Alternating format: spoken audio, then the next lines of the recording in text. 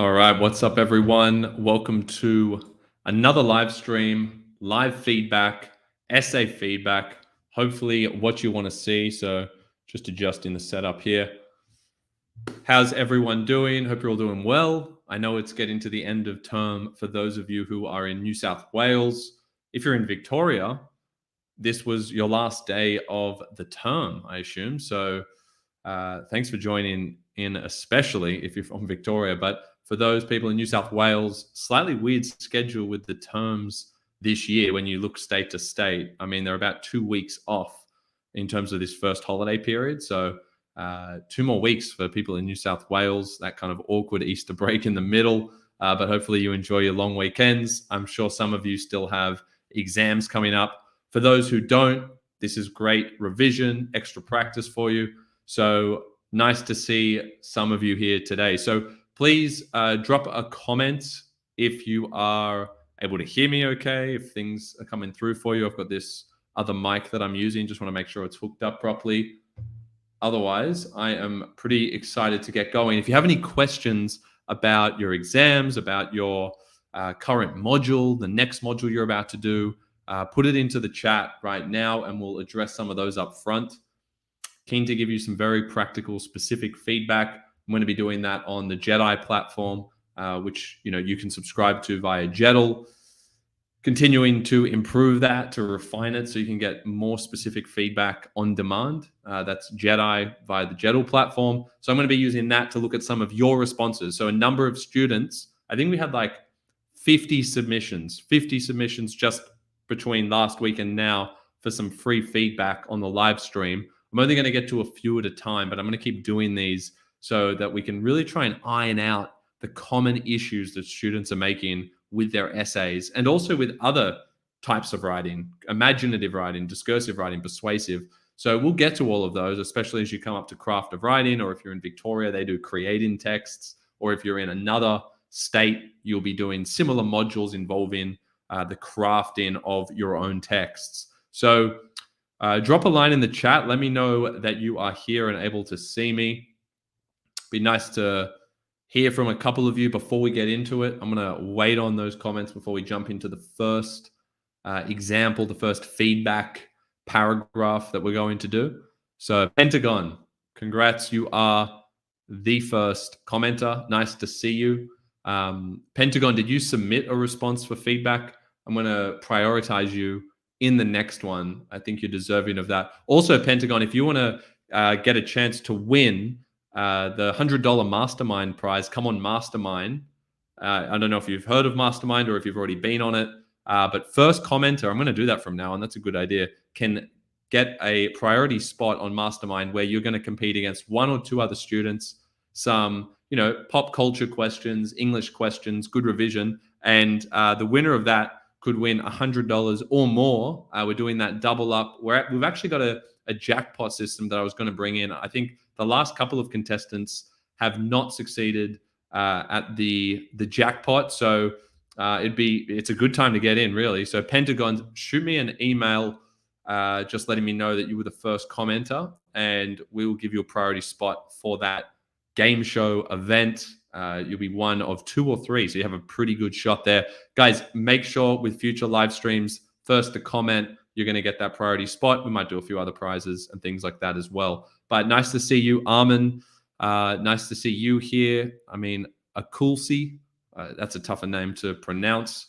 But hello, welcome. All right, cool. So any questions to begin with? Otherwise, I'm going to jump into the first paragraph, body paragraph that a student submitted for feedback. All right, we're going to jump into it. Keep asking questions. I'll come back to them after. Here we go. Let's share this screen and make it happen.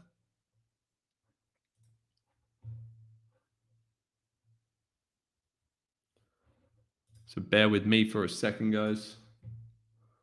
Try and get this up. Make sure it's up and running properly. Here we go. Hopefully that's showing for you.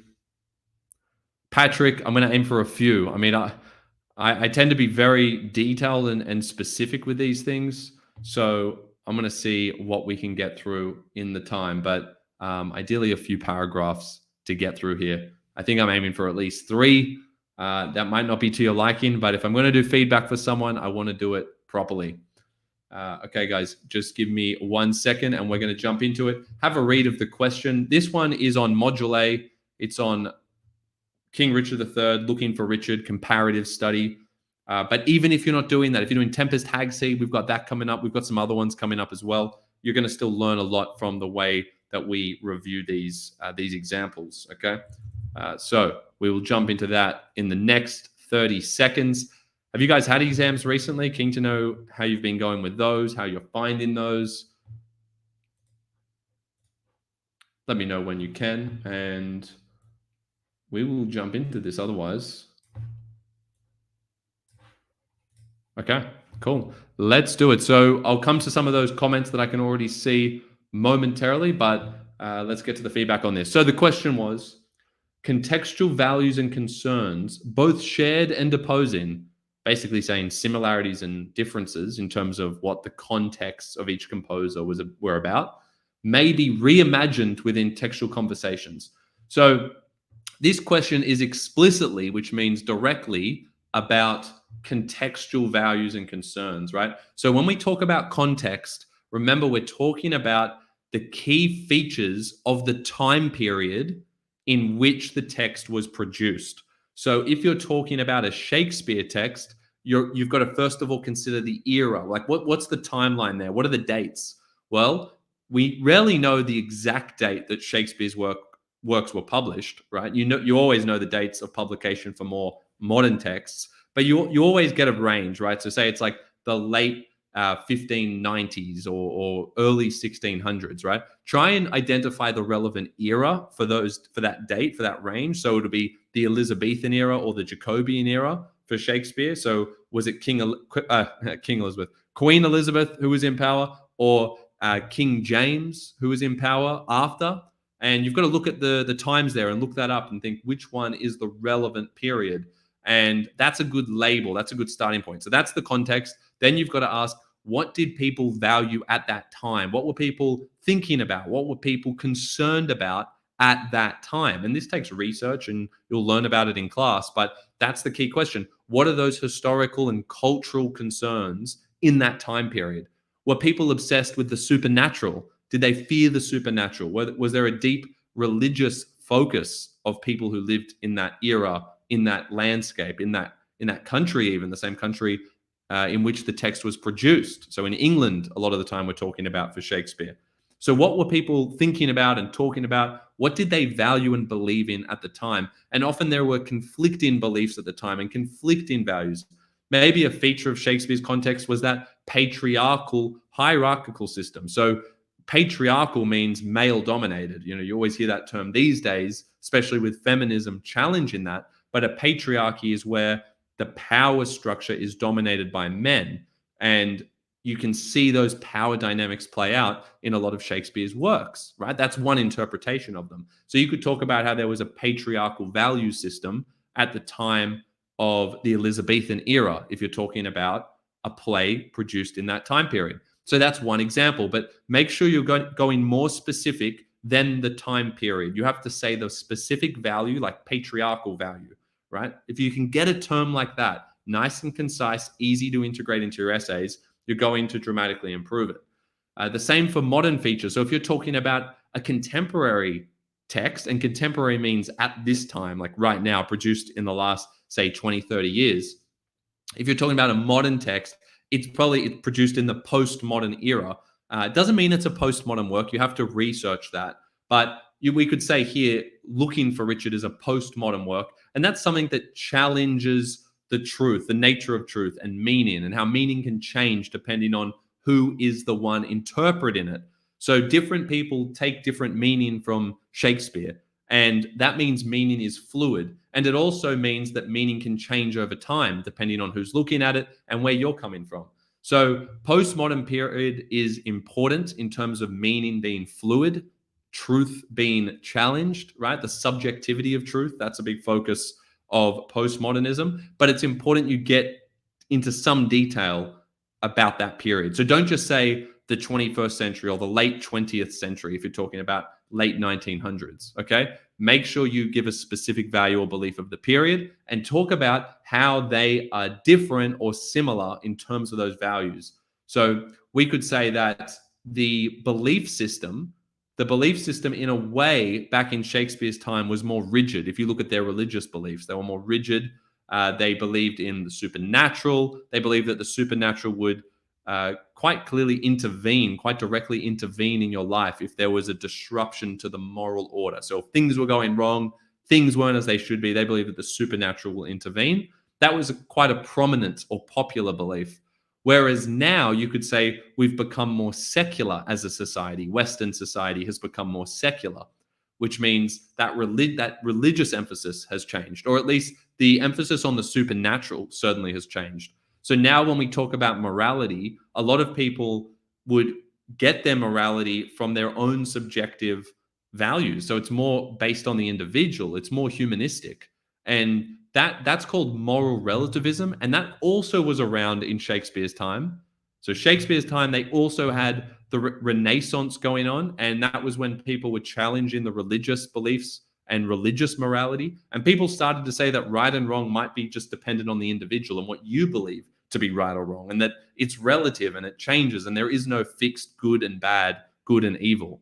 Okay. So hopefully you're following what I'm saying. There were elements of humanism back in Shakespeare's time. And in Richard III, Richard, who is trying to become king, has a lot of that humanism in him. He embodies a lot of that humanism, but he also can't escape those Christian beliefs of the time and that sense of deeper morality, being punished by God. He's kind of caught in between, if you look at it. He's trying to suppress that guilt, that conscience that is playing upon him. It comes up in his dreams, but also he's trying to escape that framework and say, look, I'm just going to dictate my own moral order. I'm going to be my own individual, and I'm not going to be governed by the supernatural world and what God wanted me to be. I'm just going to become my own person. So he tries to go against that, but ultimately in committing evil, he does struggle to escape that moral framework. He still feels guilty.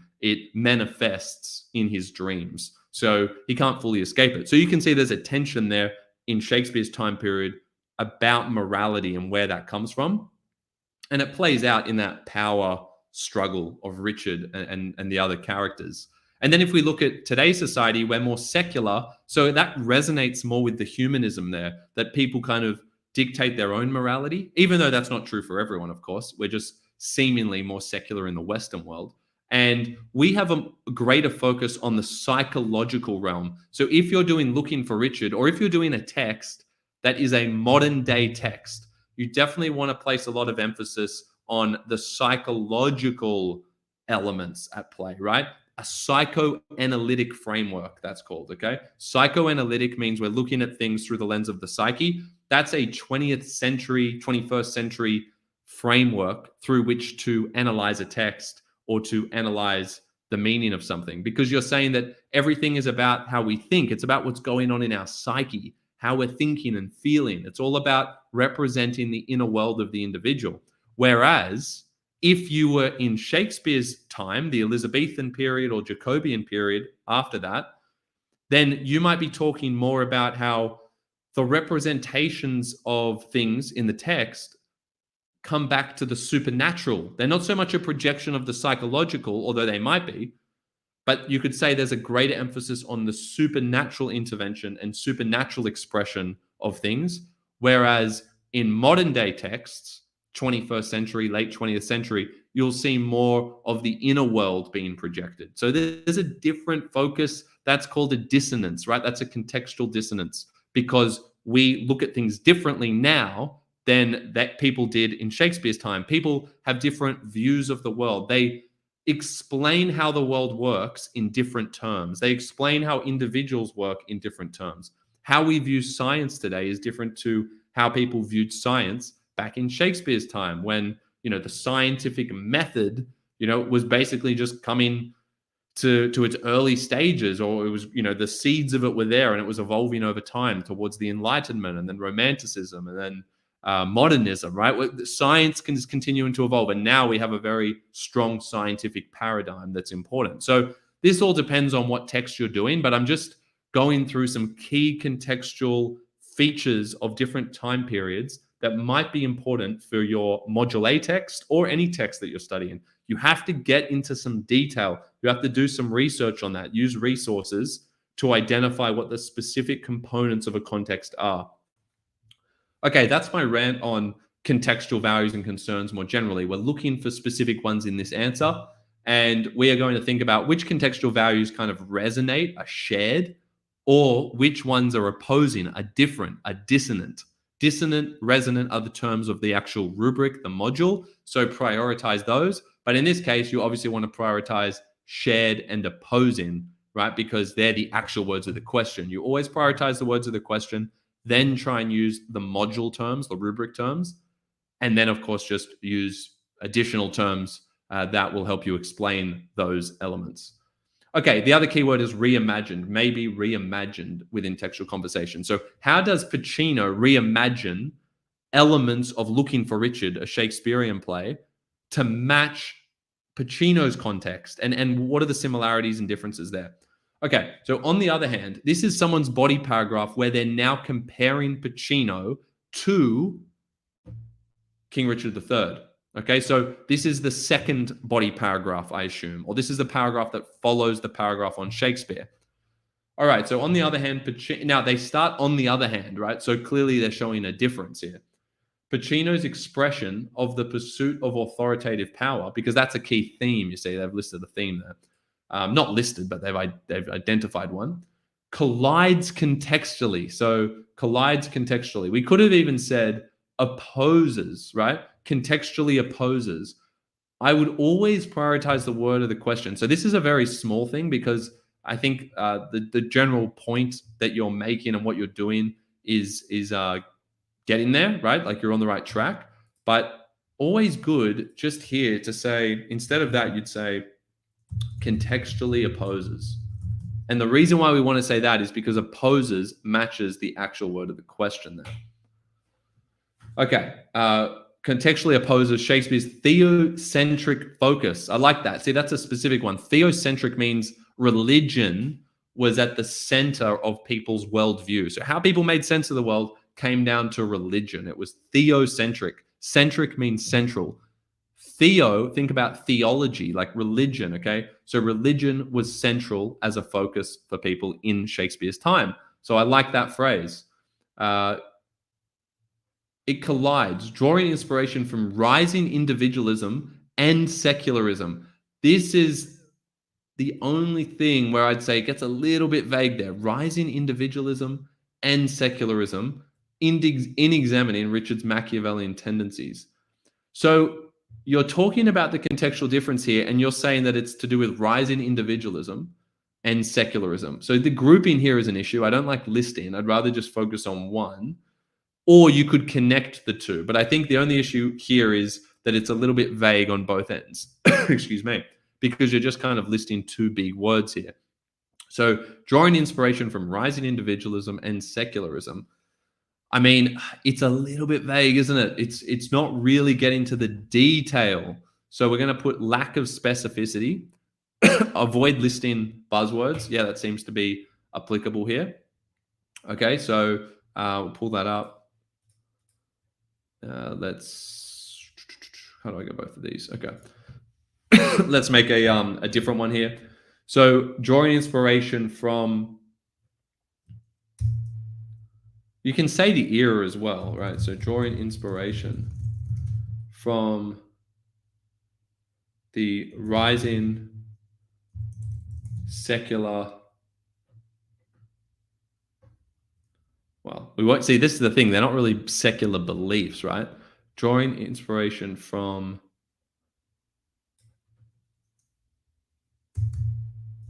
the prominence, or the, I guess you want to say it's more secular, right? From the secularism of the, I mean, in this case, I think we're in, I'm just going to double check the date, late 20th century.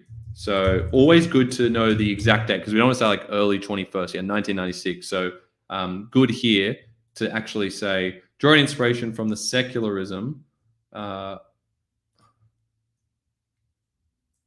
just going to say rising secularism, from the rising secularism of the late 20th century.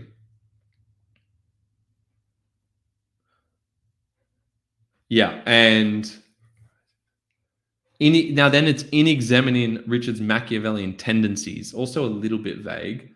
It doesn't really say how it collides in terms of those tendencies, but maybe you explain it after. So we'll just say from the, like in terms of this, I don't think the Richard's Machiavellians add in too much, so you'd probably want to expand on that in the next sentence. This helps Pacino reimagine Shakespeare for contemporary American audiences, as best described by a scholar. Nobody knows Richard III. Okay. This helps Pacino reimagine Shakespeare.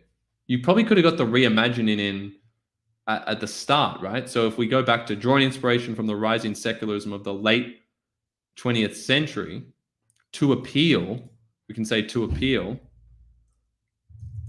in order to appeal to his contemporary American audience. Maybe that's bundling too much in there, but reimagining, you could also try and work in there, like Pacino's expression. See, Pacino's reimagined expression or reimagination of the pursuit of authoritative power. So let's go back up here. When we say Pacino's expression of, this is where you need to try and use, so we'll go here, Pacino's reimagined expression, right? Or cinematic or docudramatic. It's a docudrama. So guys, notice this. This is a really key point. Pacino's expression of, it sounds good, but actually you could say Pacino's docudramatic reimagining of. And now you're actually engaging with the way it's been presented as a docudrama. But ignore that little typo thing there. That is fine. Docudrama, docudramatic, reimagining of the pursuit, right? Of Richard's pursuit, you could say. So, and then we don't have to say the Richard bit at the end. So just like that, I think it's sounding better because we're covering more ground there, okay? So being concise, but getting those meaningful words in there, including the words of the question, that's really key.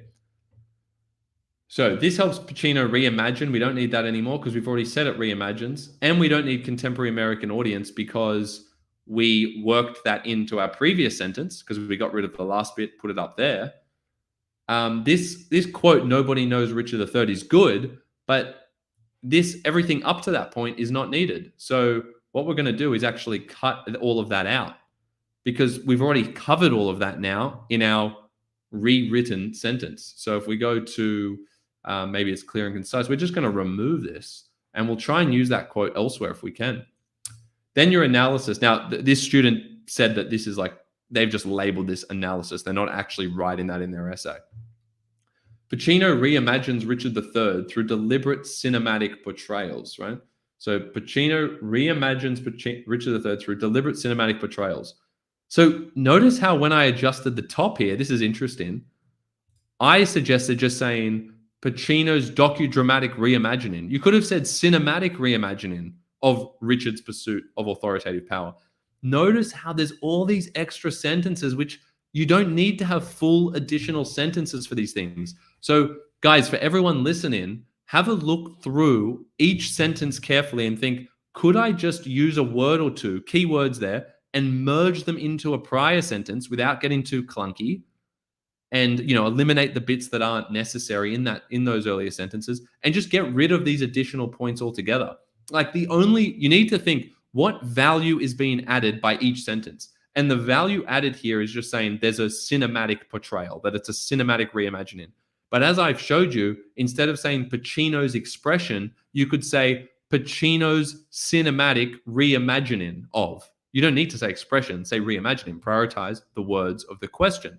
So this is a great example of how we could just here merge 3 sentences into one which is going to be critical for Module A, where timing is of the essence more than ever because you have so much material to cover with the two texts. Okay, so what I'm going to do here is go remove this, and boom, we're at one sentence now. We've cut down 3 to 1, so I hope you've been watching carefully. His employment of commentary and performance through fluid cross-cutting gives viewers a chance to shift from the theocentric principles instilled in the play to a self-analysis of the factors propelling Richard's pursuit of authority. Now, this is good. This is an elaboration sentence. In the original copy here, hey, Groovy, how are you? Hope you're doing well. In the original copy here that you can see, what's interesting is that this is 4 sentences before we get into the techniques. That's an issue. We need to be getting into the techniques within 2 to 3 sentences, okay? So if not by the second sentence, certainly by the third, we need techniques. Now, we do have good form here. We have fluid cross-cutting, but we want to get into a specific example even. So I don't mind this as a second sentence. Given that we've cut out these 2 sentences, this isn't bad. I kind of like it as a second one because it has such a good engagement with form. One thing you could add here is when you say commentary, you're talking about voiceovers. He also is commenting in the performance, but or in the docudrama, but there's also voiceovers as well. So good to specify, do you mean diegetic and non-diegetic? Because diegetic means you can hear it inside the actual film. Non-diegetic means it's a voiceover in the background. So just be specific about the type of commentary because that's to do with sound, and you're going to get bonus points if you can be more technical about the use of sound in a film.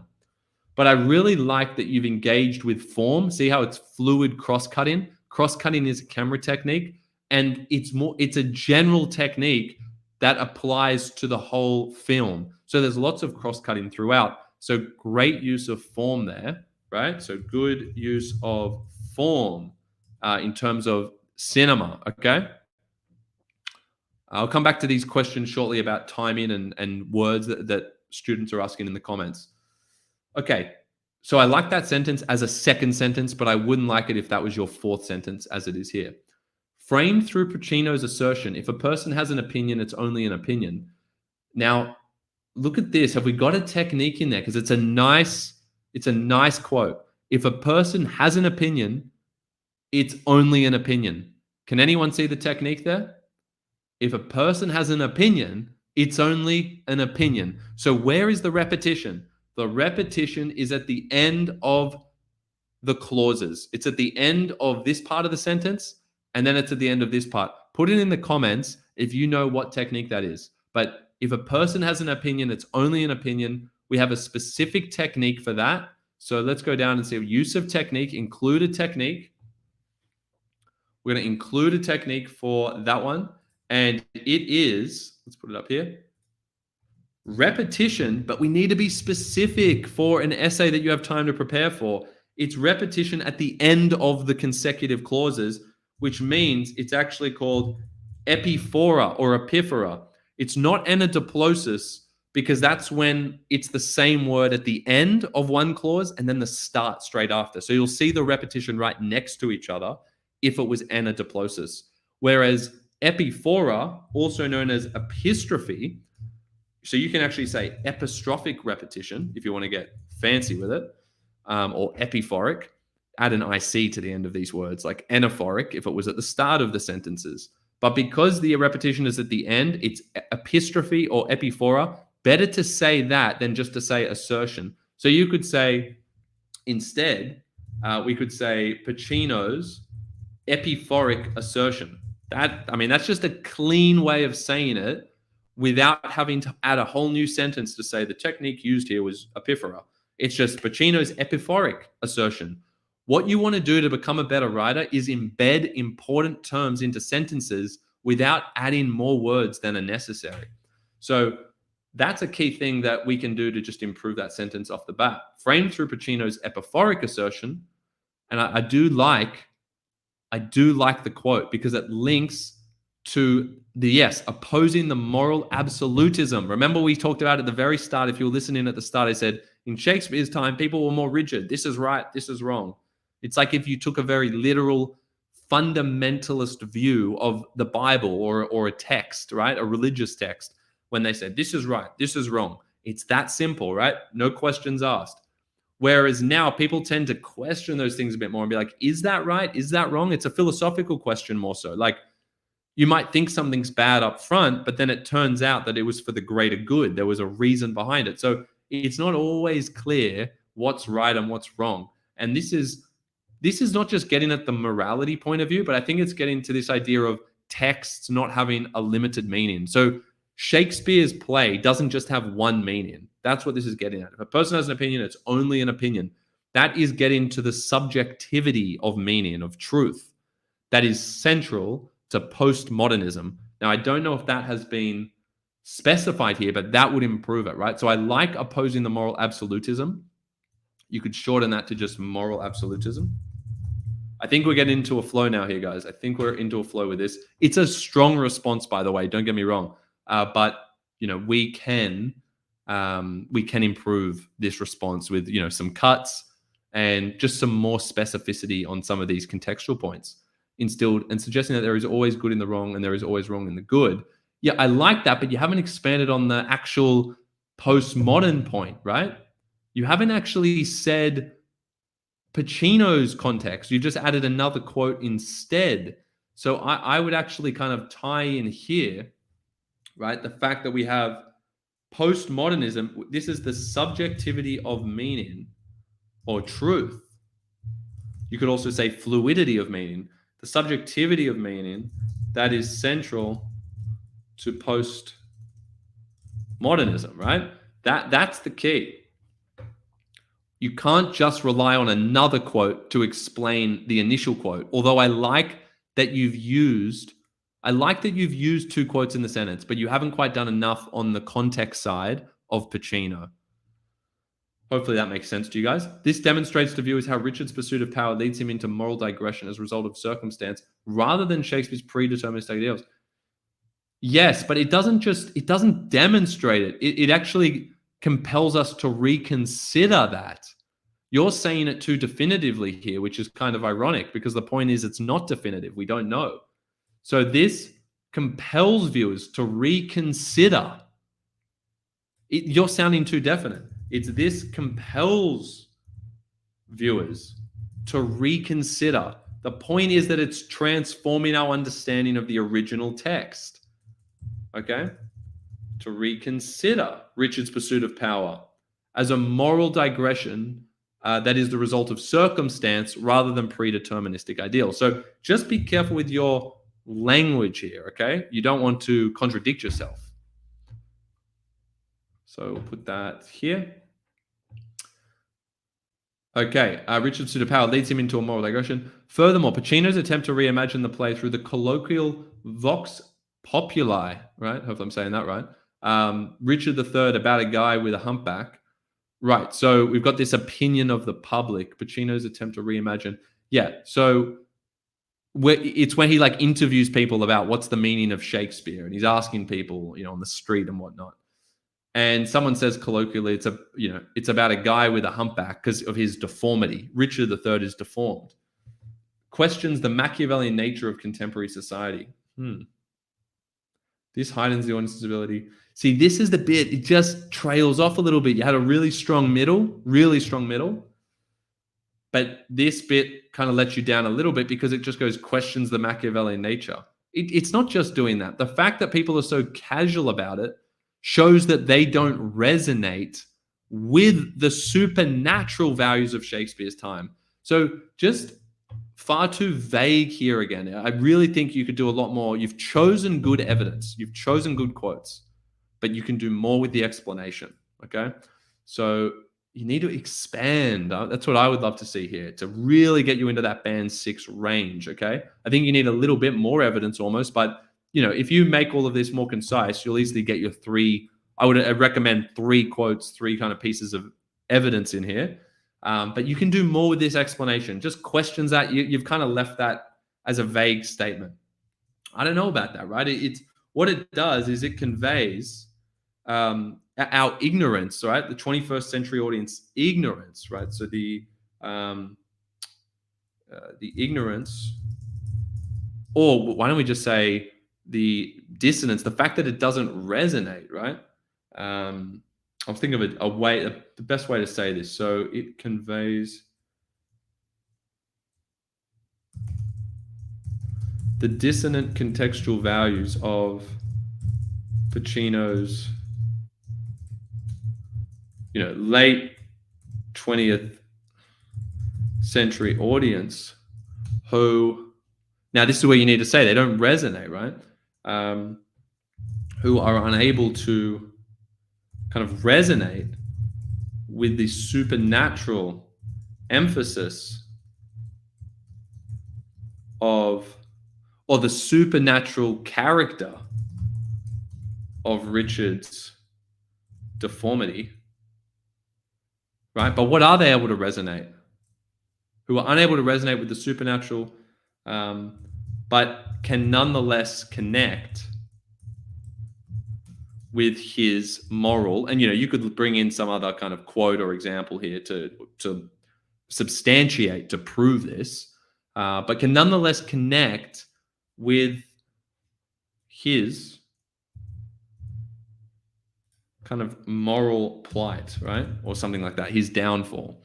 So we can connect with that he has this moral dilemma, or his kind of yearning for power. Yeah, we connect with his yearning for power, but we can't resonate as much with like a deformity on someone's body being a curse from God. Like we don't think about that in that way now. You see? So if someone is deformed or born deformed, imagine you're a humpback, people don't automatically think, oh, that's God's will. I mean, you might think it's God's will, but you wouldn't necessarily think, it's because you're cursed or you're inherently a bad person. Whereas people in that time period, the Elizabethan period, they would draw a very strong religious connection between those two things, okay? So there is another suggestion. This heightens the audience's ability to better understand the power dynamics in Shakespeare's plays as he humanizes Richard in order to suit the liberalist values of the 1990s. But see how you've kind of jumped here and you've said he humanizes Richard in order to suit the liberalist values. I mean, now you're saying the type of values of the 1990s. That's good. That's an example of specific contextual referencing. Liberalist values, I'll just highlight it for everyone else, liberalist values of the 1990s, not just resonate with the 1990s. So you've done the contextual reference well, and liberalist means progressive. It means we want to move forward. But I haven't really seen much evidence, and maybe I'm wrong here, maybe I'm missing something and you guys can see it. I haven't seen much evidence of this humanization. You haven't actually shown enough evidence from the docudrama to suggest that he's being humanized in order to suit those values. So I need more evidence to back this up, right? You're making a claim here that I don't think was proven in this paragraph, right? So it's not so much about an example. We really need a selection of evidence, or you need to, choose an example. I mean, I'll put in a thing here, include an example that proves this point. That's what you need to do, because I haven't really seen too much evidence of that. So you've skipped ahead a little bit. Everyone reading this from the outside, the language is good. A lot of people are going to think this is a great paragraph because it's got sophisticated language. It's got some good points. And you're right. The expression is good. Okay. But don't be misguided. There are things here that don't just assume this is a 20 out of 20. Okay. It needs to be improved by having more specific contextual references to Pacino, more concision at the start, and that's going to free up room for a couple of more examples, a couple more specific examples and pieces of evidence to support the points that you're trying to make, especially about humanizing Richard and the importance of Pacino himself almost being like a Richard character in the film, right? He plays the character of Richard, but almost as the person giving the commentary, as the director, he's almost a bit of a Richard there. And that shows his attempt to control our viewpoints. He's trying to control our perspectives. And that's the way of him exercising control in the modern world. If you're able to control the narrative of what people think, that's almost the same as becoming king, right? If you can control how people think, you're as powerful, if not more powerful than the king. that shouldn't be news to you. Whoever controls the media, if you control the media like Richard Murdoch, Richard Murdoch. See, I'm saying Richard. Richard Murdoch's not a bad nickname for him, actually. Rupert Murdoch, the Murdoch family, people who are in charge of all the newspapers and the news outlets and social media, they control the narrative. They control how we think. And this is a really nuanced point if you think about it. It's not a point that I've seen almost any students raise, actually. So if you're listening now, or if you're watching this later and you're doing Richards or doing Richard III, think about this. The way you get power now is to control the narrative of how people think through the media. And that's what Pacino is doing through the documentary. He's changing the narrative. He's changing how we think about Richard III, which is ironic because in Richard III, the way that you control is to literally be king, and then you can kind of force your power on people, and you have the power of God instilled in you by virtue of being king. So that's not the case nowadays. We don't get all the power by being king, but you get power by controlling how people think through social media and other mediums that will allow you to dictate how people think, right? So that's an interesting comparison there. Good link if you're listening to make between it. Pacino's doing that as the director of the film, which is a type of media, controlling how we think about the play itself. So it's kind of very meta-textual. It's meta-textual. It's commenting as a docudrama on the play. So it's got like the play and the performance occurring within a broader performance, which is really trying to get us to question how easily we believe things. We need to be more critical in our thinking because there are layers of meaning. Just like there's a play within this film, there's Richard III being performed within the docudrama. There are layers of meaning, layers of representation, and that's how you can be manipulated. So you need to think critically and reevaluate what's true and what's not. Okay, hopefully that was useful. I feel like we got to a good spot there in terms of the Richards and in terms of breaking down that paragraph. So, excuse me. Let's move to the next one. Pentagon. I mean, as I said, I need to prioritize your next. I've already lined them up I just did them in the order that they were presented last week. Guys, if you want your work reviewed, you have to use the link on this video to submit. And by the way, I'm on Jedd-AI here. If you want immediate feedback, you just subscribe to Jedd-AI on the Jeddle platform. Then you can access the community of feedback, which we've restricted now. It's just the Jeddle team. It's just our verified markers who will look at your work, or you can use Jedd-AI. So that's the way to get that feedback relatively instantly. I mean, if using Jedd-AI, certainly. And then, matter of a couple of days, ideally sooner if it's by our team. So that's Jedd-AI, which you can subscribe to via the jeddle.com. And that's where all of this will happen for you and you'll get this back. But otherwise, of course, I'm going to keep doing free feedback for you guys. And I have to do them in order though. So Pentagon, as I said, you were first to comment. So we're giving you that privilege on the mastermind. And also I'll try and look at your response early on in the next one, but I've already lined up a couple for this one. Okay. So what am I going to do here? Submit. Next one. Accept. Okay, here we go. Let's just get through another one, guys. This is a shorter paragraph. This is on the Tempest and Hag-Seed. How does the textual conversation between Tempest and Hag-Seed reveal new insights into the relationships between theatricality and power in different contexts? How does the textual conversation between these two texts, the Tempest and Hag-Seed, they were made about 400 years apart, right? One, Hag-Seed was written in 2016 by Margaret Atwood. Shakespeare wrote the Tempest much earlier, right? It was about 1610 to 1611. Shakespeare died 1616. So you got 400 years apart. Obviously, like we said before, context is going to play a huge role in the differences between these texts. But how does that textual conversation reveal new insights into the relationship between theatricality and power in different contexts? Okay. So theatricality is about performance. So let's just quickly break down that term because it's always good to do a bit of a brainstorm mentally. Theatricality, performativity, right? So performance, and that is to do with artificiality as well. So like pretending to be someone that you're not. That's part of being theatrical. It's about being dramatic.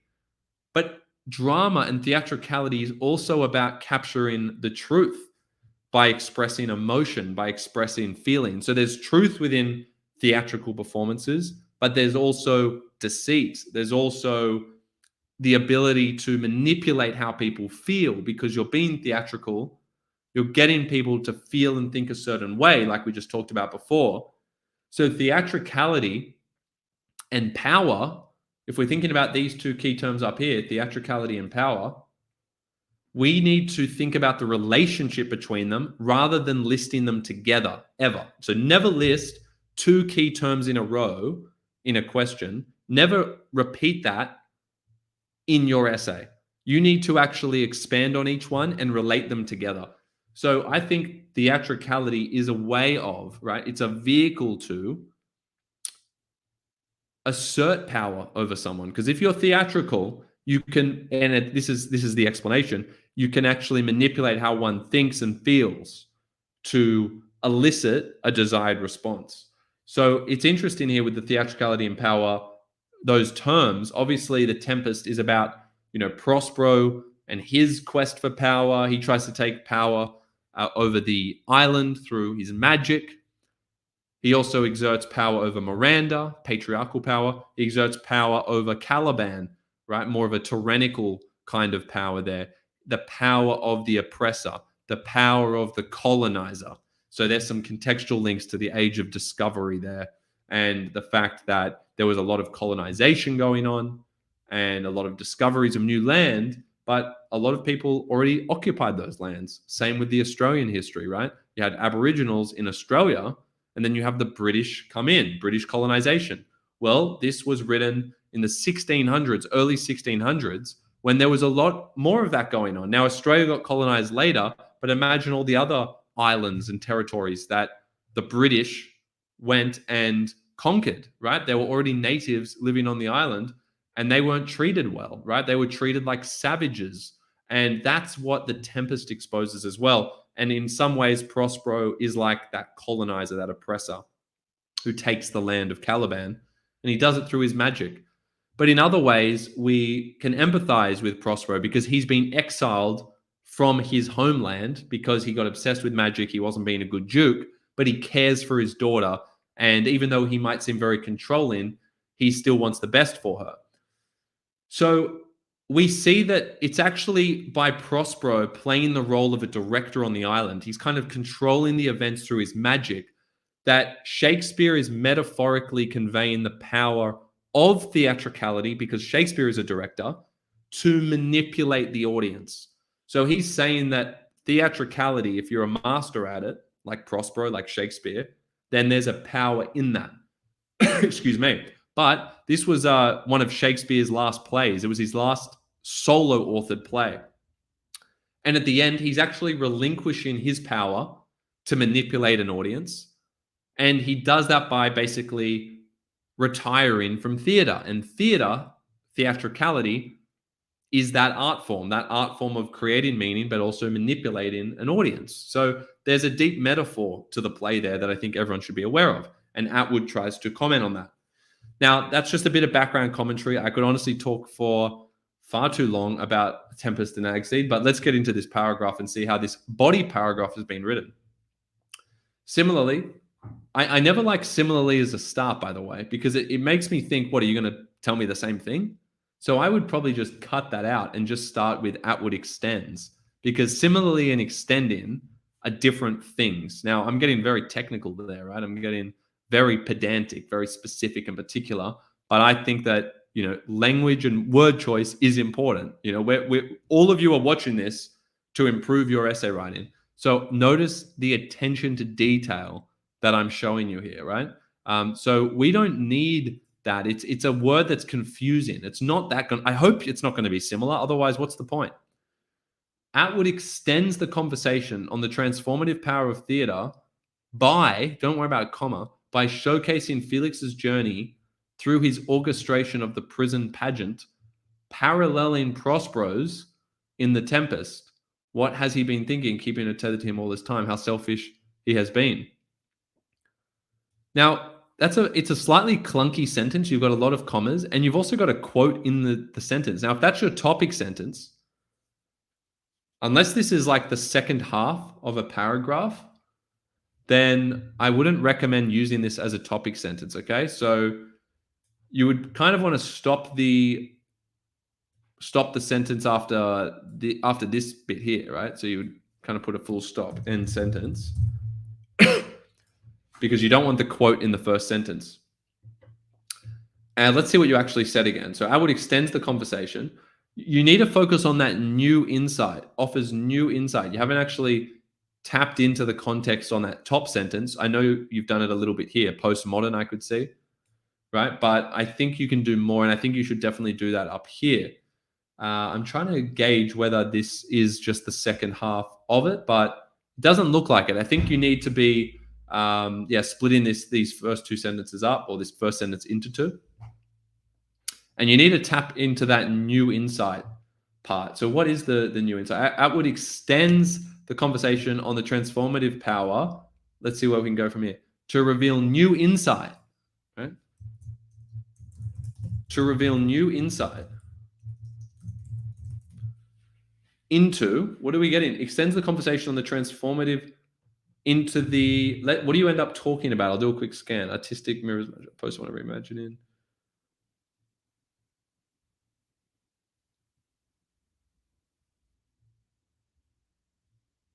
Personal growth. Okay, so you're more focused on the growth side here, transformation, which is good. So on the transformative power of theater to reveal new insight into the cathartic, or maybe you can do a comma there.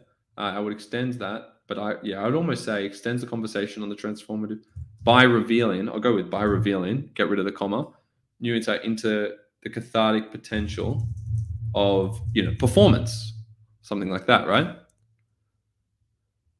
I'll come back to your question there, Odin, about the Crucible. Come back to that.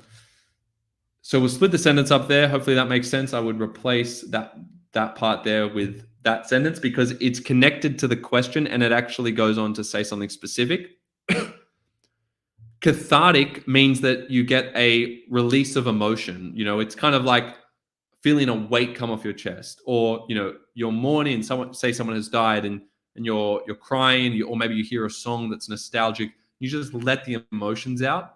That's cathartic. It's this release. It's often very liberating, and that's what performance can do for you, right?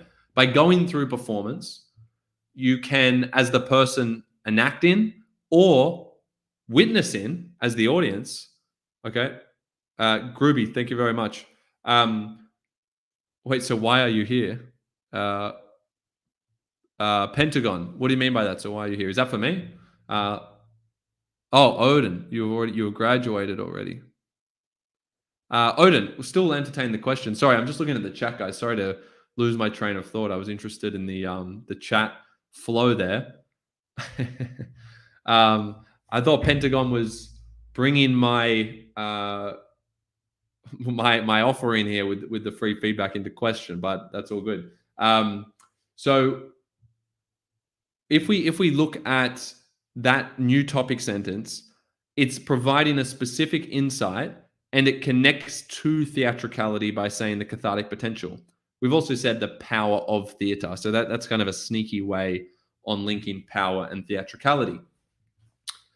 Now, as I said, this will be a new part here, paralleling Prospero's in The Tempest, what has been thinking, keeping her tethered to him all this time, how selfish he has been, right? So this is Felix trying to hold on to the memory of his daughter, who in Hag-Seed, Prospero's daughter Miranda actually dies. So she has already died, in fact, and he's trying to hold on to her memory. And that taps into the psychoanalytic aspect of Atwood's context, right? Again, we're more focused on the psyche. This artistic endeavor mirrors Prospero's magical acts, a postmodern reimagining to how the creative process and performance serve as metaphors for freedom from grief and the quest for vengeance. I don't think you've connected it enough here. See how you haven't provided enough context? So you haven't contextualized the evidence here. What was going on at the time? I'm a bit lost on that, right? This is Felix learning to relinquish control over the memory of his daughter, right? Who has died, who has manifested as a excuse me, psychological delusion in Atwood's reimagining of the Tempest. So that's quite a nice sentence there. You've got to give this context about him trying to relinquish control, right? What has he been thinking, keeping her tethered to him all this time, right? Do you also have techniques in there? Like that's the contextualization. See how the audience, or rather the narrator here, third person limited narration, is actually reflecting Felix's thought process. So don't forget that this is third person limited narration and there's a stream of consciousness style there. Okay. So make sure you are talking about the form. Okay. You need to engage with the form there, the style. Okay. You could definitely incorporate third person limited narration or, and/or really stream of consciousness style, because it reflects Felix's thoughts. And you can see it there with the rhetorical questions and the exclamation marks. Excuse me. Okay. Excuse me. Okay. When I start to cough a lot, usually means I'm nearing the end of my speaking capacity here in terms of going through this. But we're going to get through one more. This artistic endeavor mirrors Prospero's magical acts, a postmodern reimagining into how the creative process and performance serve as metaphors for freedom from grief and the quest for vengeance. See how you're bundling too much in there? So we've got this listing issue, okay? I'm just going to point out these issues. Just pick one, okay? You are listing. You need to pick one. Same with this, like the creative process and performance. See how you're doing the doubling up? Okay? You need to actually focus on one. So again, we'll go to avoid the doubling up. Okay? You could see, I might put the wrong, it's really this one, the avoid listing things.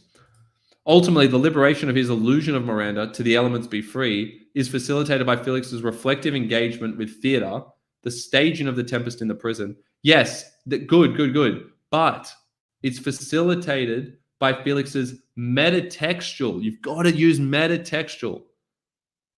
Okay, he's performing a play within the novel, right?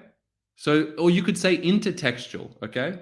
But there is this metatextual performance of the play itself. So let's put it here, the metatextual staging. I just think that's too good a spot. It's too important as an element of form to miss. Little words to work in there that will make a huge difference, okay? Let's put this up here. And then ultimately the liberation, emphasizing theater's power in prompting reflection, personal growth, and ultimate freedom. See that? So like you're listing again. So that's just a key takeaway for a lot of you, is that if you're finding that you are listing lots of terms, just focus on one and expand on one, or just end it with one of those, right? Prompting, psychological freedom. Like just give one specific point. It's punchier. It's more meaningful, okay? So let's go, what was the issue here? Lack of specificity. Focus on one. And we're going to say psychological freedom, okay? Or emotional freedom or something. Okay. Cool. So that is where we're at for that one. Any questions on the side? Just looking up, just looking up. We'll come back to any questions at the end. I'm going to quickly go through another one. You know what? I'll leave this. Actually, no, I'll submit it through.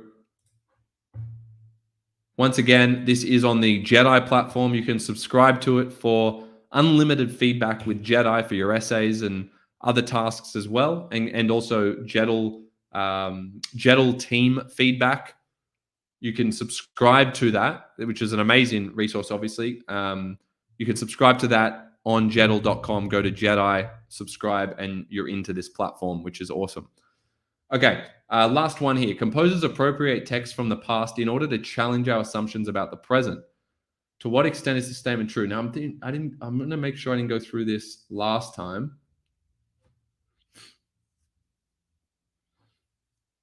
Trying to remember. Maybe someone else who was here last time. Okay, Groovy, thank you for reminding me. Maybe another Tempest Hag-Seed one. Okay, I like that. Thanks for being selfless. I don't want to go through the same one. So bear with me, guys, and I will pull up another one, okay? Any questions, put them in the chat. We're going to go through one more here. Guys, tell me what kind of text you want or what kind of feedback is useful for you. Do you want me to do another body paragraph? Do you want me to just focus on a topic sentence, a question breakdown? I'm going in order, though, the order in which I see these, to be fair. I could do another Tempest Hag-Seed one. Could do it. Thinking about it.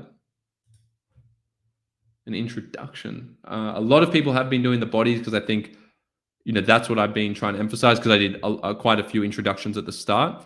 Guys, if you want feedback, go to the link in this video and submit a question, a specific question, and a thesis or an introduction in full to that question, and I'll focus on that in the next live stream. I'm going to do one more body paragraph, or at least a part of a body paragraph here that I think will help all of you. See, there are some giant paragraphs that have been submitted, but sometimes we can get caught in the weeds if we do those. I mean, we would do those on the Jedd-AI platform, but for the purpose of, you know, useful feedback for everyone here, I'm just finding the next one that's going to suit our purposes. I can see here a lot of people are overcooking the mod A paragraphs, just far too big, unless you're just doing two bodies, in which case, you know, that's okay. But seeing some giant paragraphs here, I don't know if people have just merged them so that they can get feedback on two paragraphs. That would be sneaky, but I wouldn't blame you for trying that. The only issue with that is not going to get reviewed because I need to do something that, you know, is a reasonable length that we can all benefit from. Okay, so let's have a look. What else do we have here? Yeah, we'll do a Shakespeare. We'll do another Shakespeare one. I think people want Tempest Hag-Seed. That's quite popular. So let's go through that. Let's see if they gave us a question. Yes, they did. Okay. All right, bear with me, guys, and I will get this set up for us. Once again, go to Jedd-AI on Jeddle.com, and if you use the code FB24, that'll give you 25% off. Okay, so here it is. That's the code you can go to if you want to get that unlimited access to feedback from our team and from Jedd-AI, which is programmed to give feedback like us. So incredible AI-powered technology that's newly available to students. So it's pretty incredible, guys. AI-powered feedback that can give feedback like I would, like teachers would, for your essays. Unlimited. That's crazy. Nothing like that out there. So jump onto that if you are keen to get more feedback, to get more prepared for your exams for the rest of the year, or if you're in another year group, just get onto that generally, because that's going to be a pretty handy assistant little virtual tutor for you. You'll see it become more popular over time, I'm sure, because of what it can do. So I'm just going to set this, guys, I'm just setting up this final review paragraph, so bear with me. Getting one more paragraph to break down for you guys. Odin, shoot us an email if you're interested in anything Jeddle related, work-wise. There might be opportunities around feedback. We have a feedback team working on this platform. Guys, when you submit things, we know you want them to go to trusted markers.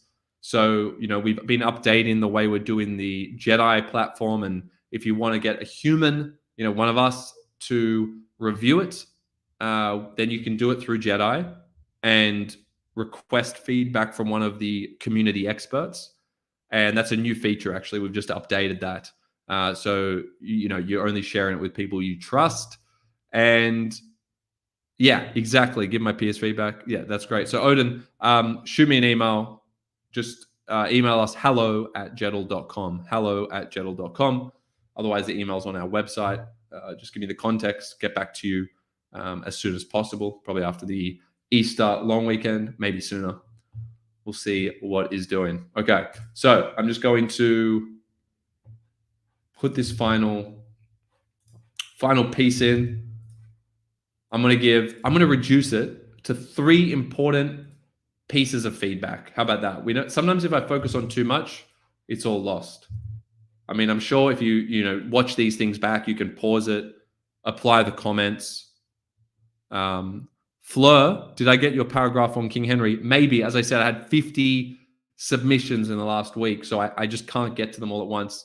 Hence why, if you really need feedback, jump on a Jedd-AI. But I'm not saying you have to do that. You just have to wait in the queue. Send it through again so it's not missed, but it's basically first in line as we go through. Okay, we'll definitely do more of these as well. So I'll try and do them weekly. I feel like it's a good way to keep you guys happy and stay fresh on what's going on with your assessments. So I'm just going to put this through now for this one. Would I be able to do Plath and Hughes at some point? Patrick, I can do Plath and Hughes, but I can't do it tonight because I've hit the quota of 3. I've spent a long time on the other 2.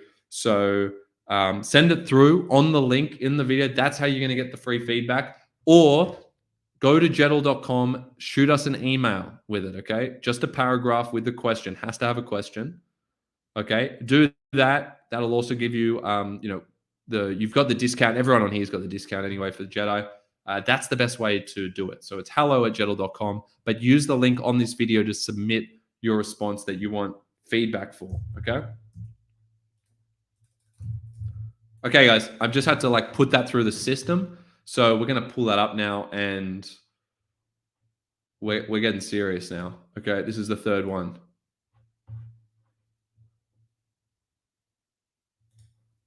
Here we go. Here we go. Okay.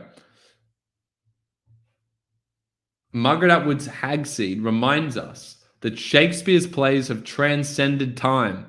What does transcended time mean? Well, what it means is that Shakespeare's plays remain relevant even beyond the time period in which they were created. So even though the play was written in the 1600s, 1610, call it, it's still relevant 400 years later, which means even as time passes, this play is so powerful and relevant to us as humans that it transcends time, that it's beyond time. Time doesn't eliminate it. That's what transcends means. It goes beyond time. It's bigger than time. I don't know if Shakespeare's bigger than time. Maybe in a profound way he is.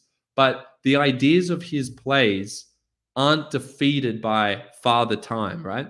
People say, Father Time. No one can beat Father Time. Shakespeare can beat Father Time, right? Shakespeare, if you write about something that connects with humanity at its core, and it's written in a profound way with that kind of enlightened spirit, it's got an engaging kind of element, it's unique for its time period, it's iconic, then it can survive. Okay, it's not going to survive forever, but it's one of the most prominent. Well, Shakespeare is the most prominent playwright of our time, and he's up there. He's right up there. He's one of the goats. So Margaret Atwood's Hag-Seed reminds us that Shakespeare's plays have transcended time. So Hag-Seed was written as a kind of commemorative work, a commemorative fiction to celebrate Shakespeare. And Margaret Atwood, by writing a novel about a similar idea, similar themes to Shakespeare, is obviously going to remind us that the ideas Shakespeare explored are still relevant today. But she's presented it in a way that's going to connect more with the cultural values of a 21st century audience. So she's connecting more with what we believe, or we're emphasizing at the time. Margaret Atwood is Canadian. She's going to tap into that American audience as well, and the Western world. So she's focused on, she's an outspoken feminist.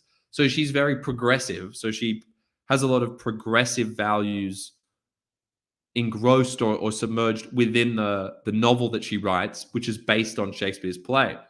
So in Hag-Seed, you'll notice that she writes about the inmates, the prisoners, in a very favorable way, in that she's trying to say that we need to do more for prison reform. That's a progressive thing. Let's put more money into helping people who are in prison change. And she says that people can change by getting involved with performances such as Shakespeare. And that's what happens, right? They go through the process of performance and they transform. And there's a metaphorical element, but also a literal element. She's saying we need to actually get into prisons. And, this is at a time of significant prison reform in Canada that it was written. She's saying we need to get in there and help these prisoners and help them rehabilitate through art, through the works of Shakespeare and other performative mediums. So there are social messages being made in Hag-Seed that are relevant to a 21st century audience because they're prominent right now in the time that we're living in. But the deeper ideas about performance being powerful, humans having this natural performativity. We always perform. We're always trying to put on personas and sometimes it's appropriate and sometimes it's for negative reasons, pretending to be someone we're not, trying to abuse our power. But people are always putting on personae or personas depending on their audience. So this idea that life is performative and that people are always acting in certain ways is very true. Excuse me. So I think she taps into that transcendence of performance itself. And also the fact that everyone always goes through challenges and hardships, such as what Prospero went through when he got exiled from his community. Well, no one likes to be isolated from a community. That's a universal concern. And also, we all want to be free. We all want to be emotionally free, psychological free. We want to be at peace. And we also always face the temptation to control everything. So that temptation to control, to exert power, rather than just to relinquish that and let things play out naturally, that's a human struggle that transcends time, that surpasses temporal boundaries. Liam Walsh, thank you very much. Glad it helped. Glad that helped with your HSC assessments. Appreciate the feedback. Just flagging it because that made me happy. Thanks, Liam. Appreciate it. So let's go through this next one. Cool. As a prime manifestation of Renaissance theatre, The Tempest delineates human suffering as though rooted from the seeds of mental and physical incarceration as a means of reaffirming society's transformative shift to Jacobean beliefs. Oof. Okay, there's a lot in that. Just as I read it, there's a lot to unpack there. As a prime manifestation of Renaissance theatre, don't worry about prime, get rid of that.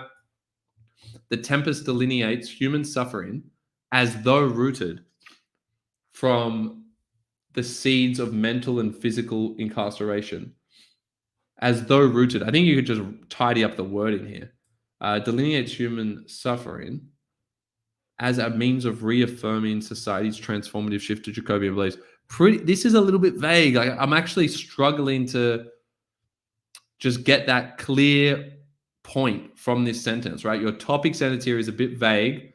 You've got a lot of big words and big terms, but I'm not actually sure what you're trying to say. Something about human suffering. I know you've got the types of incarceration there, which is fine.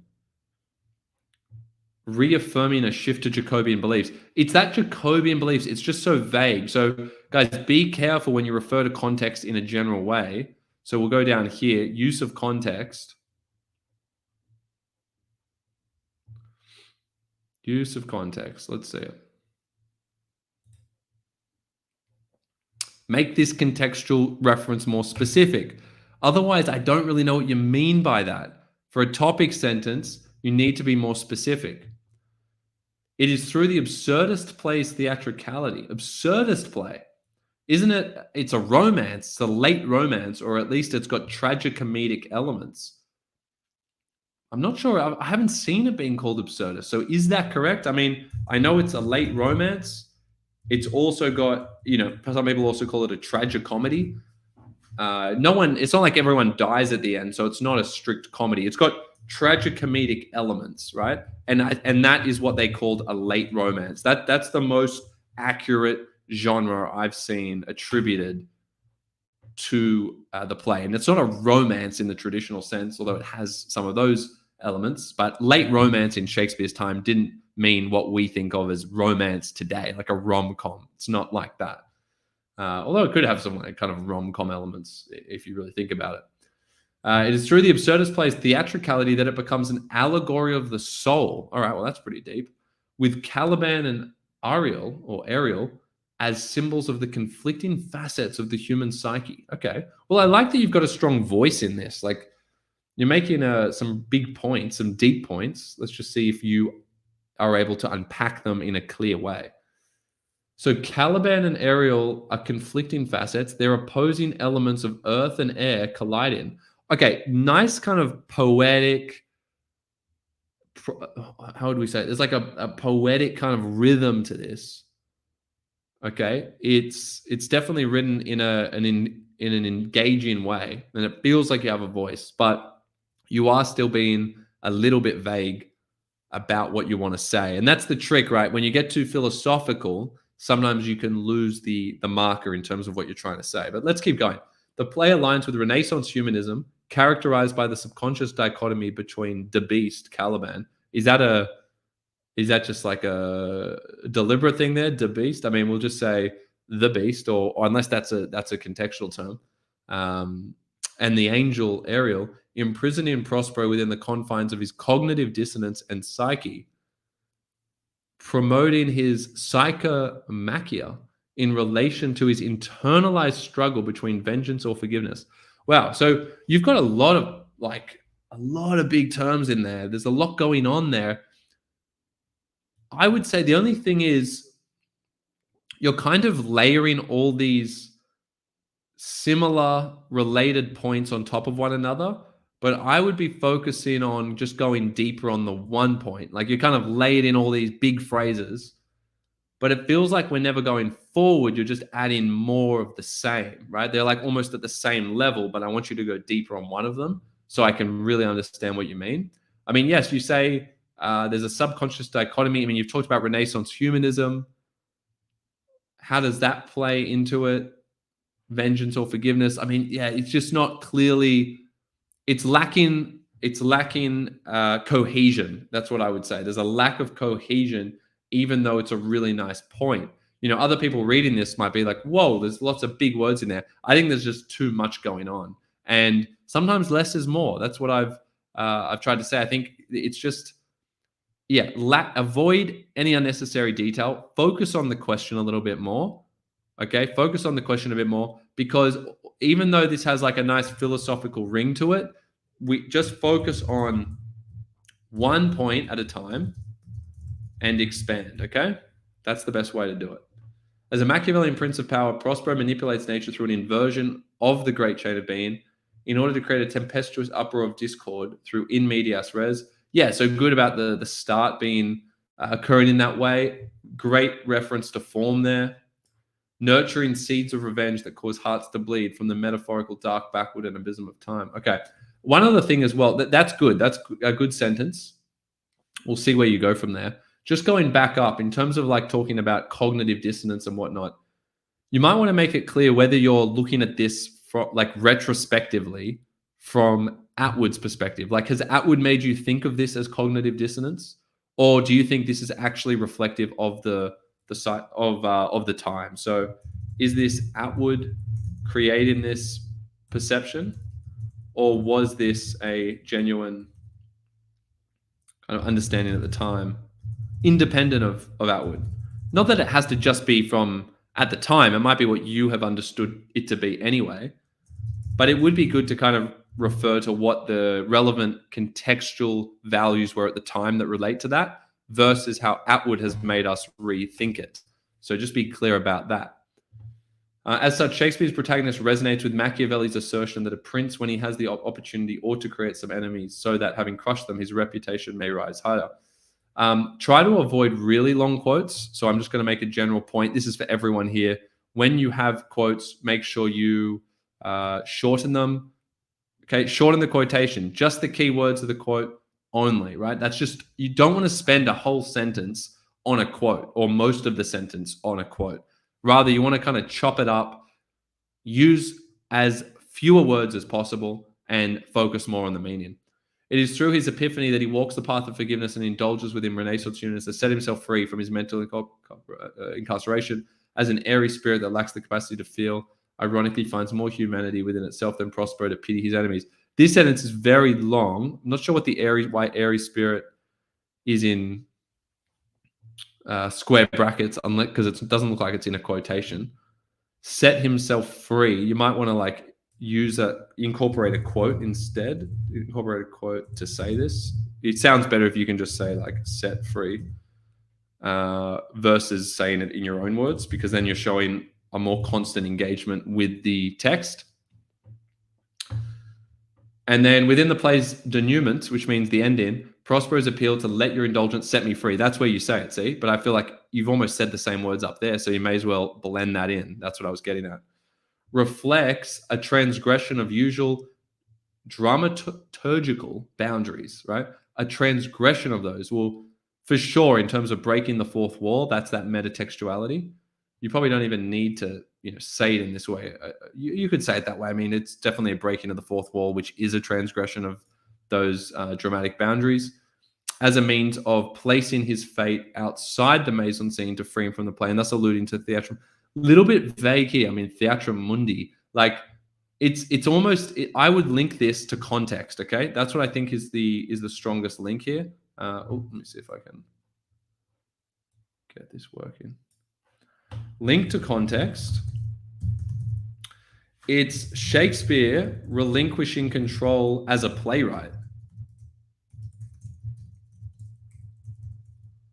Right? Just like Prospero as the kind of metaphorical director of the island.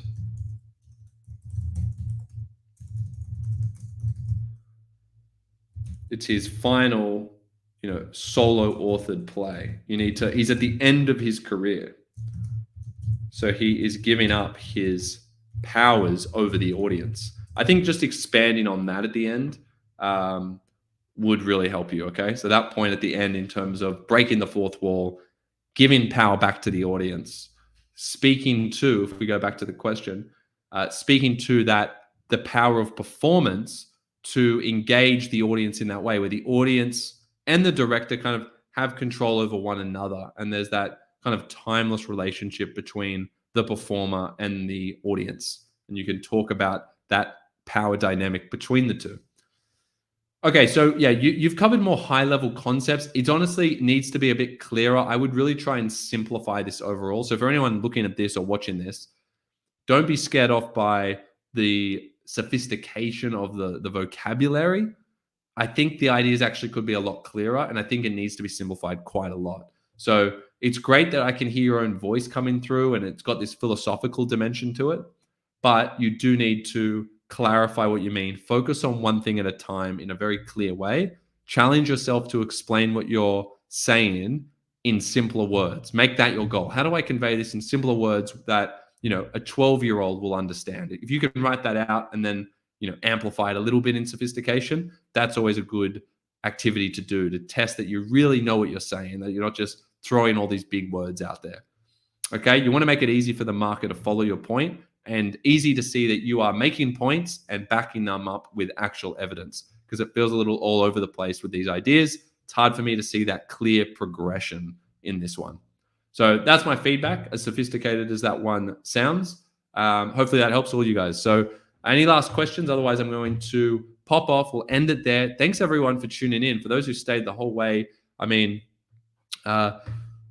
especially at Pentagon. Like Pentagon, if you're still on there, I mean, bonus points there, and very appreciated, because your time means a lot to me, guys. I hope this is helping you, and we'll call it a wrap there. Just remember that there is a discount for Jedd-AI, so go to jeddle.com, jump onto Jedd-AI, subscribe for unlimited and immediate feedback from Jedd-AI, or you can obviously ask the team for feedback and we'll get back to you. That's on this platform, Jedd-AI. And again, there's a 25% off discount at the moment. We were just running it for March. I'll see whether I'm going to extend it, but at the moment it's just for 3 more days. So jump onto that when you can. And just to go to Arman, I know you've been waiting for a question here. How many words? I'm going to just close this one off. How many words would you write for a 40-minute Mod A essay? The answer is not words, because I don't know how fast you are at writing. You see, if I just say 1,000 words, what if it takes you 2 hours to write 1,000 words? That would be silly advice from me. So I don't want to give you a specific word count, because you have to time yourself and then figure it out. Now, don't time and think, oh, I can do 900 words in 40 minutes. It's how many words can you write in 32 to 34 minutes. To be honest with you guys, you probably need up to 34 minutes. I normally say 32, but for Module A, because there's more material that you're trying to cover, up to 34 minutes. So Arman, the question for you is, if you sit down and write your draft essay out, how many words can you write in 34 minutes? Okay, that's the answer. So I don't know what that is for you, because if you're a fast writer, you're going to tell me 900 words. If you're a slower writer, you're going to tell me 700 words. Okay, whatever it is, and you need to stick to that, because you need to have extra time to adapt to the question on the day. If you already know the question and you're purely memorizing an essay and you've got 40 minutes to work with, time out an essay that takes you slightly less than that, 38 minutes, if you knew the question already. But if you don't, it's 32 to 34 minutes. Guys, the number one thing you can do is sit down and time a draft essay out well before the date of the exam. And if you realize that you can only write 700 words in 32 minutes, then you need to be honest with yourself and cut it down so that you have a complete essay. Otherwise, I guarantee you'll run out of time and you'll get a worse mark. You're better off having less and finishing than having more and not finishing. So time your essays out, cut them down, and be honest about how much you can write within 32 to 34 minutes. Forget about 40 minutes, unless you know the question already for sure. How many quotes, pieces of evidence would you recommend? Every paragraph, every body paragraph should have at least 3 pieces of evidence, meaning 3 quotes and 3 techniques. So 1 technique for each of those quotes. If you're only doing 3 body paragraphs for Module A, then I would look to have 4, right? So 12 pieces of evidence for an essay, whether that's 4 body paragraphs of 3 or 3 body paragraphs of 4, is always the ideal, but that's very hard to do in 32 to 34 minutes. So aim for 3, and if you need to shorten any of the paragraphs, shorten your last paragraph by 1. So maybe you only have 3 or 2 pieces of evidence in the last one. But if you time that out and it's still too long, maybe you'll only have 2 pieces of evidence in a couple of them. Just make sure you explain their meaning very specifically so that you can show the marker you really understand the deeper ideas. For English, do you think it is really important that my writing is really neat? I mean, neat enough to be understood. It needs to be legible. If the marker can't read your handwriting, or if they're really struggling, it's going to be a disadvantage, and they won't be able to count those sentences towards your final mark because they won't know what you were trying to say. So practice writing neatly. It's important that someone can read it without too much effort. That's the standard. You can test it. You can show a teacher a practice one. The answer is always prepare early. Go and test these things. Write a response out and ask your teacher, is that easy enough to read? And if they say it should be a little bit neater, make it a little bit neater. You don't need to make it the number 1 priority, but if you're a really messy writer, you might need to slow down to make it neater, which means you need to make your essay shorter. So if you write in a really messy way because you're trying to write too fast to write more words, I would undo that a little bit. slow it down just a little bit. You need to write as fast as you can, but as fast as you can to keep it neat enough to be understood. And then that's the word count you work with. Okay, so ask a teacher to review it and they'll tell you if they can read it easily enough or not. All right, thanks, guys. Well, hopefully some of you will jump onto Jedd-AI. I've seen a fair few students getting onto this platform now. So at jeddle.com, click Jedd-AI, 25% off. Yeah, great to see more and more students jumping on the platform, getting the benefit of it. Email through if you have any questions, hello@jeddle.com. Otherwise, I'll see you guys soon.